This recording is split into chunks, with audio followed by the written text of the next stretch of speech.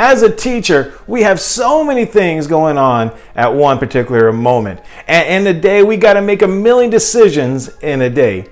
Crazy classroom, bus full of missing kids. The best thing you can do is be prepared going into today. Be prepared going into the year, knowing exactly what you're looking for regarding classroom management.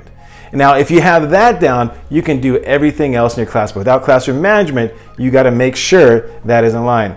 So the question is, what do you need to know before the school year starts? In this video, we're going to specifically talk about classroom management as it pertains to how your classroom management style or your classroom management beliefs line up with that of your schools. If you've been doing this any amount of time, you know how frustrating it is when your classroom policies collide with the school's procedures and you don't feel like you get any support. So let's go and dive into that. But first, let's go ahead and play that intro.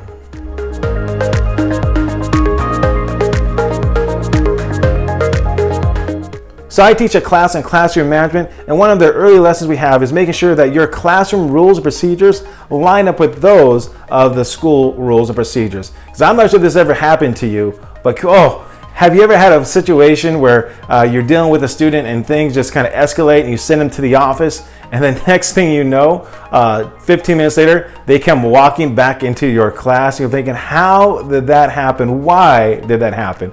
And the answer is because your rules, procedures were different than the school rules and procedures. So before the school year even starts, I mean, you got a lot of stuff going on. You got to prepare for your class, you got to prepare for your lessons, you got to prepare all these different things for your students. But do not neglect making sure you understand your school's rules and procedures and see how your classroom fits into that. Now, to help with that, I actually created a document that kind of asks some questions to see how your rules line up with those of your school. So if you like that document, just go ahead and click below and get a free copy of that document.